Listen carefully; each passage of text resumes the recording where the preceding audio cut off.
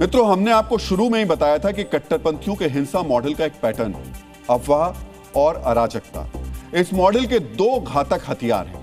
इसी के जरिए हिंसा की साजिश की जाती है। कट्टरपंथी हिंसा मॉडल के पैटर्न के कई चरण होते हैं। पहले फेज में अफवाह फैलाई जाती है, दूसरे फेज में अफवाह से भीड़ जुटाई जाती है, तीसरे फेज में पथराव होता है, चौथे फेज में पथराव करने वाले को मासूम बताया जाता है।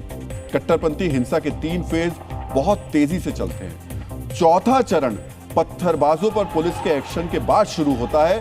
तमाम कथित बुद्धिजीवी, मानवतावादी, लोकतांत्रिक हितों के पैरवी करने वाले कैमरे के सामने अवतरित होते हैं और उपद्रवियों को मासूम, निर्दोष, भटका हुआ अफवाह के शिकार बताने लगते हैं। तुर्कमान गेट पर हुए पथराव के बाद भी तयशुदा पैटर्न के मुताबिक पत्थरबाजों को मासूम बताने वाली टोली कैमरे के सामने अवतरित हो गई। देखिए, इस तरह के अतिक्रमण जब भी हटते हैं तो ये तो स्वाभाविक सी चीज़ें हैं कि ये चीज़ें होती हैं। इन पर कोई बहुत बड़ी ले दे की बात भी नहीं है। बहुत सारी जगहों पर ये इंक्रोचमेंट आपको मिल जाएंगे। यहाँ क्यों कार्रवाई हुई? क्योंकि ये मस्जिद थी, इसलिए इस पर कार्रवाई कर दी गई। अगर ये मंदिर होता तो शायद कार्रवाई ना होती। अतिक्रमण के नाम पर आप मस्जिदों को तोड़ोगे, मदरसों के ऊपर बुलडोजर चलाओगे, यही तो देश में चल रहा है। आप इससे नफरत फैलाते हो, आप इससे नफरत फैला करके अपना राजनीतिक एजेंडा चलाते हो। वहाँ पर अतिक्रमण के नाम पर मस्जिद पर बुलडोजर चलाया गया, ये घोर निंदनीय कार्रवाई है। इसकी मैं भरपूर अल्फाज में मजम्मत करता हूँ। अगर वहाँ के मकामी लोगों को कॉन्फिडेंट में, भरोसे में ले लिया जाता तो मुझे लगता है कि इस तरीके की सूरत हाल सामने ना आती। सुना आपने? कट्टरपंथियों की बुद्धिजीवी ब्रिगेड उन पत्थरबाजों को मासूम बता रही है जिन्होंने 6 पुलिस वालों को लहूलुहान कर दिया। अगर पुलिस चौकस नहीं होती तो जान भी जा सकती थी। समझिए, कभी जम्मू कश्मीर में हिंसक पत्थरबाजों और यहां तक कि आतंकवादियों को भी ऐसे ही भटका हुआ, बरगलाया गया बताया जाता था। वो निर्दोष नागरिकों की हत्या करते थे, खून बहाते थे और एक पूरा इकोसिस्टम उन्हें भटका हुआ बताता था। वही इकोसिस्टम आज पत्थरबाजों को भी मासूम, निर्दोष और पीड़ित बता रहा है।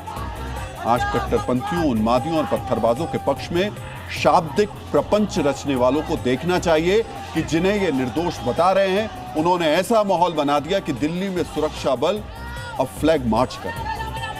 तुर्कमान गेट के हर इलाके में पुलिस की मौजूदगी इस वक्त है और पुलिस इस इलाके में इस वक्त फुट मार्च कर रही है। दिल्ली पुलिस के साथ साथ यहाँ पर सीआरपीएफ की टुकड़ी भी है जो हालात को कंट्रोल और सामान्य बनाने के लिए हर उस इलाके में घूम रही है, हर एक उस पॉइंट्स पे जा रही है जहाँ पर भीड़ इकट्ठा हुई थी या फिर जिस इलाके से भीड़ सड़क तक पहुंची थी। ऐसे में पुलिस इस बात को लेकर भी वेरीफाई कर लेना चाहती है कि अब कहीं भी किसी भी तरह की कोई भीड़ कहीं भी इकट्ठा ना हो। मित्रों, यहां पर इतिहास का एक पन्ना भी आपसे शेयर करना जरूरी समझते हैं। तुर्कमान गेट पर पहली बार बुलडोजर नहीं चला है, यह दूसरा बुलडोजर एक्शन है। पहला बुलडोजर एक्शन वर्ष 1976 में हुआ था। तब संजय गांधी के आदेश पर यहां पर बुलडोजर चला था। रिपोर्ट्स के मुताबिक फरवरी 1976 में संजय गांधी पुरानी दिल्ली घूमने गए थे। उन्होंने देखा कि तुर्कमान गेट के आसपास इतनी झुग्गियां और पुरानी इमारतें थीं कि जामा मस्जिद ठीक से दिखाई नहीं दे रही थी। उसी वक्त संजय गांधी ने अवैध अतिक्रमण हटाने का फैसला किया। अवैध अतिक्रमण हटाने के लिए अप्रैल 1976 को पहला बुलडोजर तुर्कमान गेट पहुंचा।